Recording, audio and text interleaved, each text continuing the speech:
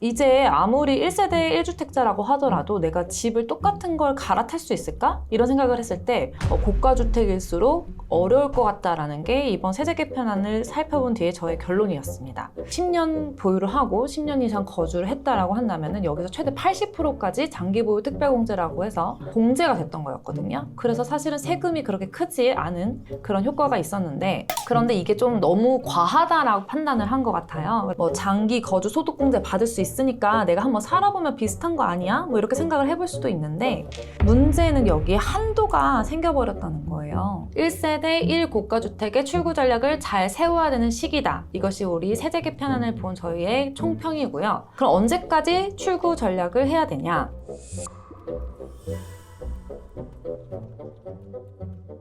지난 8월 3일에 2026년 세제 개편안이 발표됐습니다. 세제 개편안을 둘러싸고 정말 많은 말들이 오가고 있는데, 보통 세제 개편안이라고 하면 그 다음에 적용될 개편들이 담기거든요. 그래서 보통 2027년에 어떤 세법들이 바뀌는지만 다루면 됐었는데, 이번 세제 개편안은 좀 특이하게도 그 영향력이 2028년, 2029년까지 좀 다 이어지는 그런 형태로 되어 있어요. 그만큼 이 세제 개편이 되는 그 개정의 범위가 정말 넓고 많다. 맨날 보고 있는 저조차도 이걸 이해하고 이걸 앞으로 어떻게 세금을 계산해 드려야 되고 어떻게 컨설팅을 해드려야 될지에 대해서 정말 일주일 내내 많은 고민을 했습니다. 정말 충격적이었어요. 왜냐면 저희가 생각하기에 장기 보유 특별 공제라고 하면은 사실 물가 상승분을 좀 반영한 그런 흐름이라고 생각을 해왔었는데, 이제 아무리 1세대 1주택자라고 하더라도 내가 집을 똑같은 걸 갈아탈 수 있을까? 이런 생각을 했을 때 고가주택일수록 어려울 것 같다라는 게 이번 세제 개편안을 살펴본 뒤에 저의 결론이었습니다.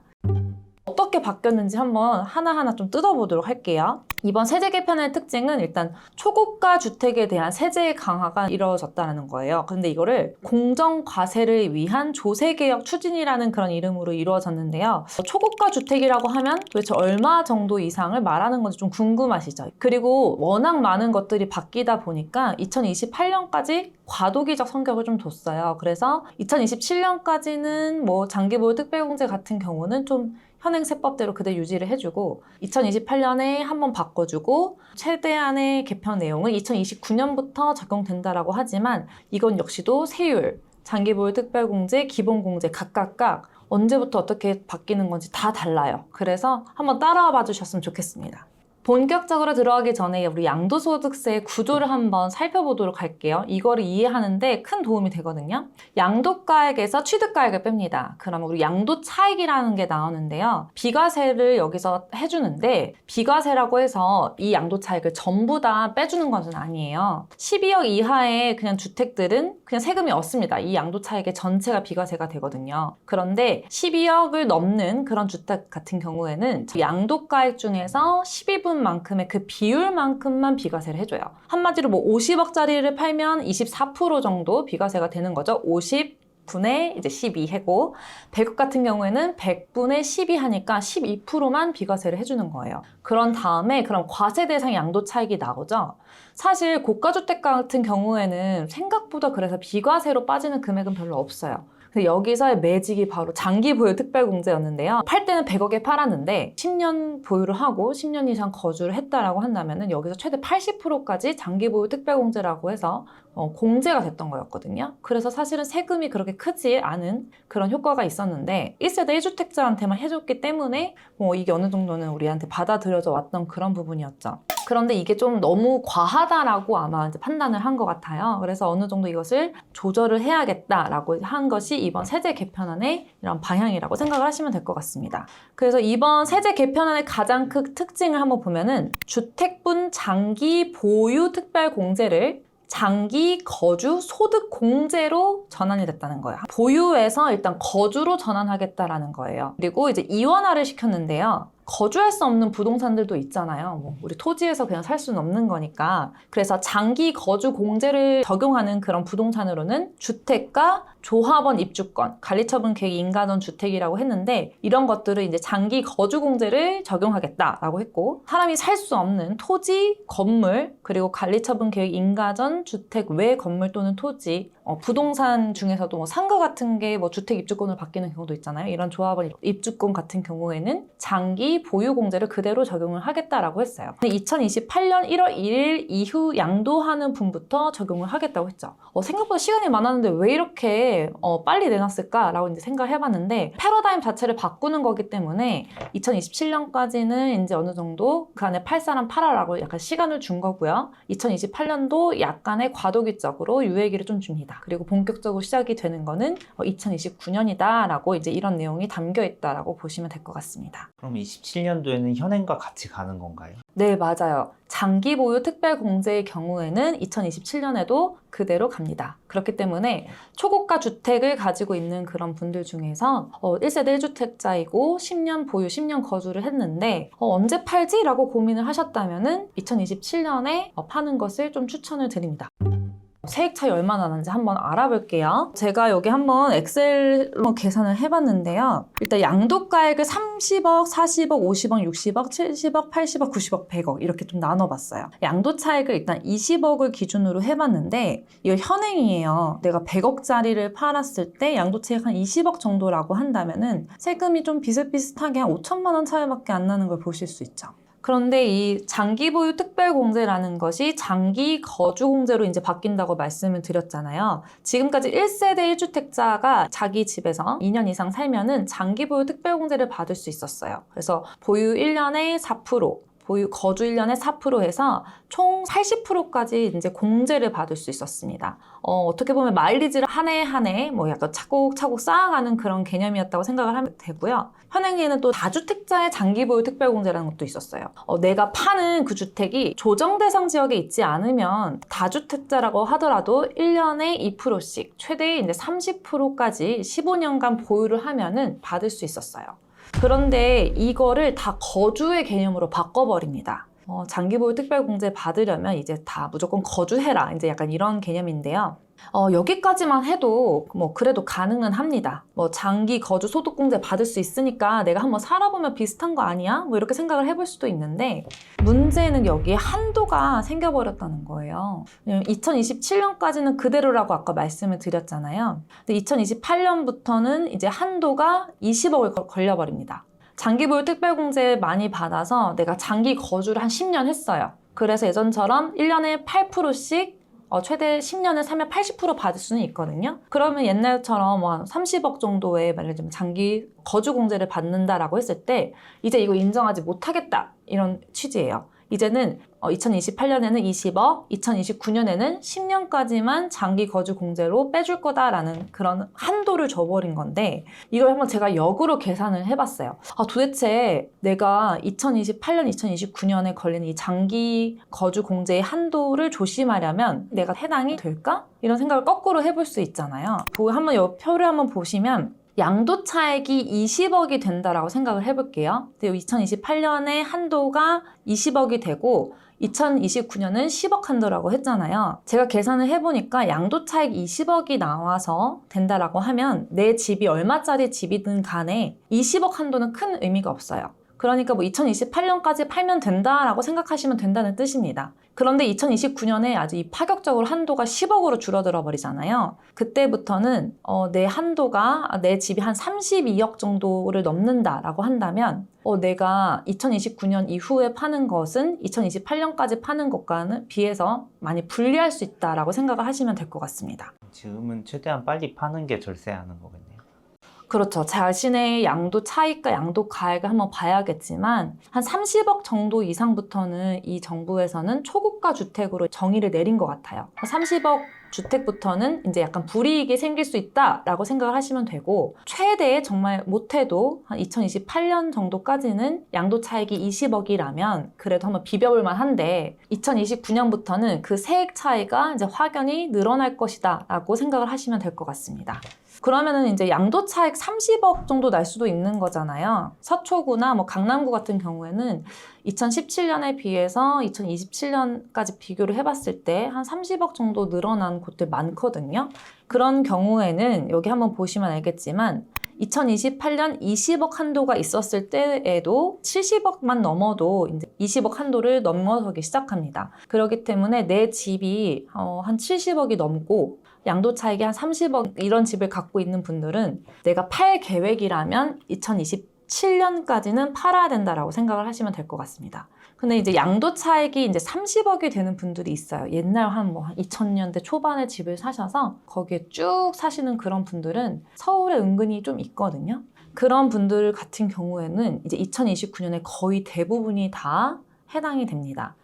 보시면 양도가액이 30억, 40억, 100억 이런 거 다 관계없이 양도 차익 30억이 난다면 2029년에 10억 한도가 생기는 그 해부터는 모두 다 내가 받을 수 있는 장기보유 특별공제 다 받을 수 없다. 그냥 10억이 맥시멈이다. 이렇게 생각을 하시면 될 것 같습니다. 그렇기 때문에 세금이 확 늘어나겠죠. 그래서 만약에 내 집이 고가주택에 해당이 되고 한 3, 4년에 팔 계획이었다라고 한다면 양도 시기를 잘 정해보는 게 중요할 것 같습니다. 제가 말씀드렸던 거 한 번 더 그 세금으로 보여드리자면은 양도 차익 20억이면 사실은 언제 팔든 상관이 없어요. 다시 한번 말씀드리면 30억 주택부터 조심해라. 개편안 나오기 전에 기사를 통해서 정부에서 보는 초고가 주택 한 30억 정도로 보고 있는 것 같다 이런 기사 실제로 나왔었는데 개편안 내용해서 역으로 한번 추산을 해보면 정부에서 보는 초고가 주택의 기준은 30억부터 되는 게 맞거든요. 그렇기 때문에 내가 30억 이상의 주택을 갖고 있고 양도차익이 크다. 여기서 크다는 거는 한 20억 이상부터는 크다라고 생각을 하시면 될 것 같은데 그때부터는 파는 시기를 조율해야 된다라고 생각을 하면 될 것 같습니다. 1세대 1고가주택의 출구 전략을 잘 세워야 되는 시기다. 이것이 우리 세제 개편안을 본 저희의 총평이고요. 그럼 언제까지 출구 전략을 해야 되냐? 2027년까지 양도할 수 있다면 걱정할 게 없겠지만 30억이 넘는다면 2028년까지는 팔아야 된다라고 생각을 하시면 될 것 같습니다. 그런데 이렇게 장기보유 특별공제를 거주공제로 바꾸면은 살고 싶어도 살지 못하는 그런 경우가 있어요. 이런 경우를 이제 대비해서 정부에서는 이제 보유기간을 거주기간으로 쳐주는 그런 특례 규정, 제도를 보완할 수 있는 그 보완점들을 마련을 해놨는데요. 여기 한번 보시면 부득이한 사유로 미거주하는 경우를 좀 드러났습니다. 그래서 취약, 근무상 형편, 질병 치료, 동거 봉양 등으로 타 시군으로 이전하는 경우에는 보유기간을 거주기간으로 인정을 해주기는 하되 최대 3년까지만 인정하겠다고 이렇게 좀 해놨는데요.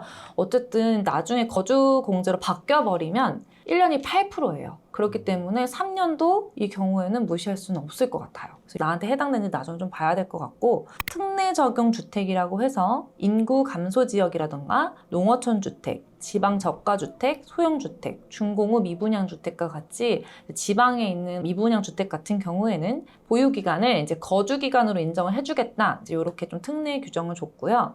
중과 배제되는 등록 임대주택 역시도 임대기간을 거주기간으로 인정은 하는데 연 2%, 최대 30%까지만 인정을 해주겠다고 했어요. 그리고 다주택자와 동일하게 이제 가는 거죠. 재개발 재건축 주택인데 요즘에 이제 도시정비법에 따른 재개발 재건축이 핫하잖아요. 이제 이런 주택 같은 경우에도 아무래도 공사 기간에 그러면 어떻게 쳐줄 건데? 라고 이제 이런 질문에 대해서 문을 좀 열어놔줬는데 관리 처분 계획 인가에 현재 1년 이상 계속 거주를 하고 있는 사람에게 공사 기간에 대해서 거주 기간으로 봐주겠다라고 했는데 보통 우리 지금 공사 기간이 한 5, 6년 정도 되잖아요. 5, 6년을 전부 다 쳐주는 게 아니라 그 해에 이제 절반만 거주한 것으로 봐주겠다 보완점을 내놨고요. 주택을 주택외로 용도를 변경하는 경우에는 주택 거주 기간과 주택 외 보유 기간을 합쳐서 장기 거주 공제를 이제 하겠다는 거를 내놨습니다.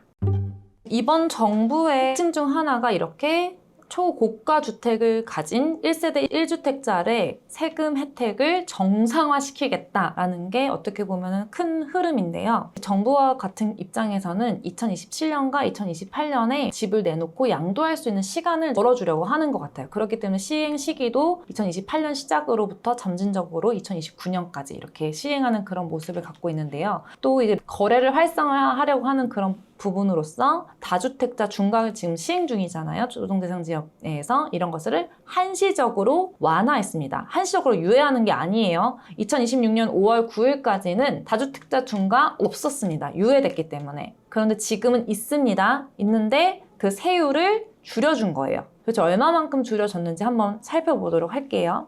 이건 또 지금 시간이 좀 달라요. 아까 전에 장기보유 특별공제 같은 경우에는 27년까지 그대로였고 2028년, 2029년 이렇게 이제 점진적으로 시행이 되는 거였잖아요. 그런데 다주택자 중과 규정은 2027년에 한 번, 2028년에 한 번 해서 이것도 2029년부터 어떻게 보면 다시 정상화되는 그런 구조입니다. 근데 저희 세금을 계산할 때 아까 전에 장기보유 특별공제가 큰 부분을 차지한다고 말씀을 드렸는데 저희 다주택자로서 중과세율이 적용이 되면은 이 장기보유 특별공제가 하나도 적용이 안 돼요. 그 0원이거든요. 그래서 세율이 이제 올라가는 것도 큰 부담이지만 양도 차익이 클 때 이 세금을 늘리는 큰 원인 중 하나가 장기보유 특별공제가 하나도 들어가지 않는 거거든요. 그런데 여기서 다주택자 중과 규정이 한시적으로 유예되는 것이 아니라 완화되는 것이기 때문에 완화를 하더라도 여전히 장기보유 특별공제는 0입니다. 그렇기 때문에 그 효과가 있기는 하지만 생각하는 것만큼 크지는 않은데요. 얼마나 세금 차이가 나는지 한번 보도록 할게요.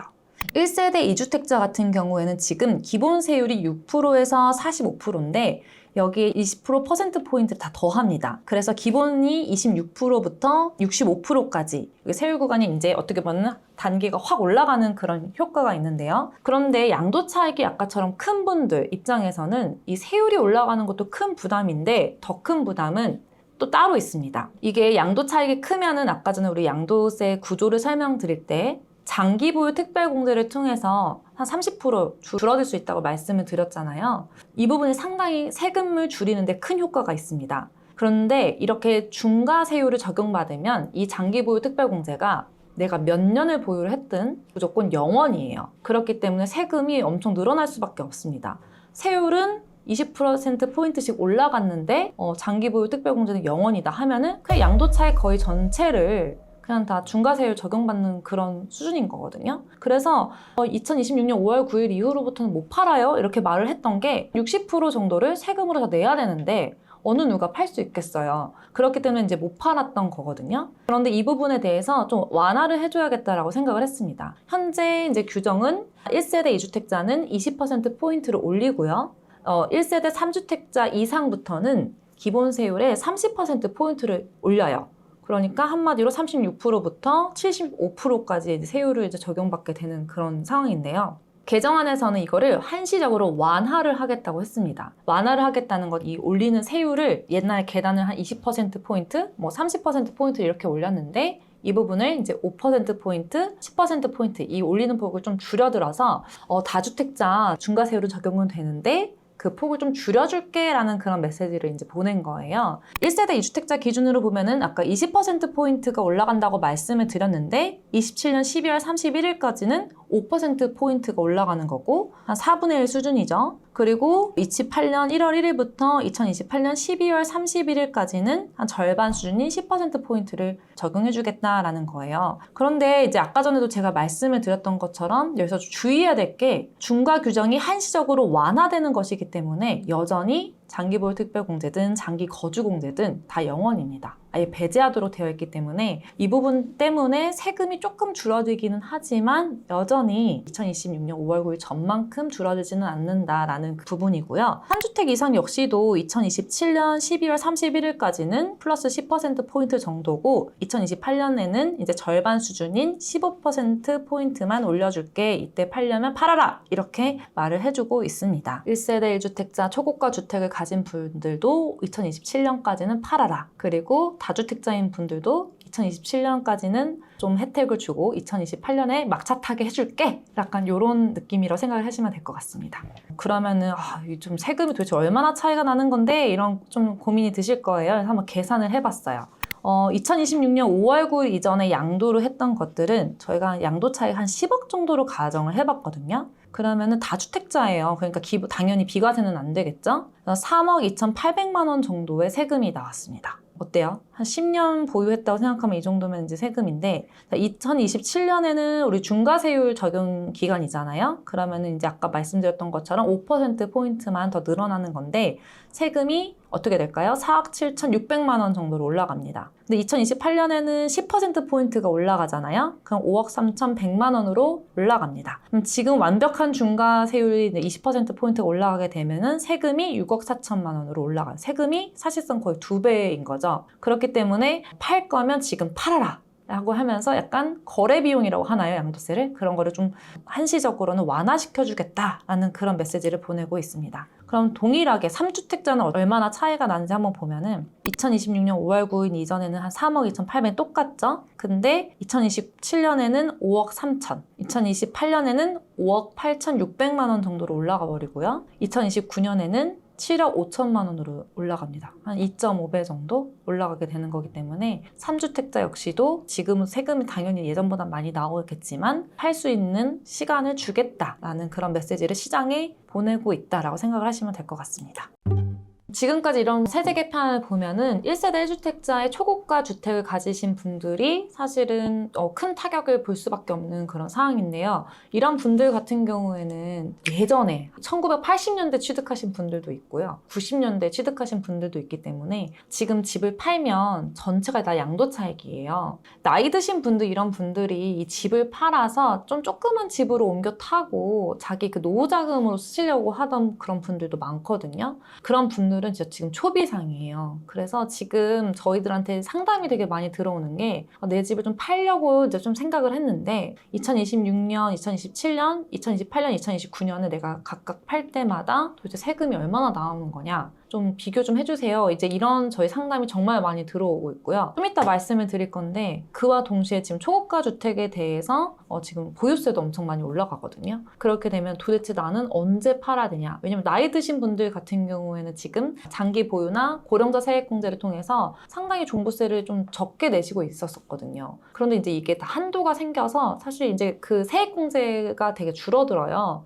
고령자 분들은 아무래도 이제 현금 흐름이 적기 때문에 자신이 이제 이 세금을 낼 형편이 지금 안 되시는 분들도 꽤 있잖아요. 세금이 확 올라버리면은. 그러다 보니까 집을 파실 수밖에 없는 그런 상황이 된다면 도대체 내가 집을 언제 팔아야 돼요? 이렇게 또 질문을 하시는 거예요. 그래서 지금 보유세와 양도세가 같이 맞물려서 내가 도대체 언제 집을 팔고 보유해도 되는 건지 이런 거에 대한 고민을 1세대 1주택자마저도 많이 하는 것 같습니다.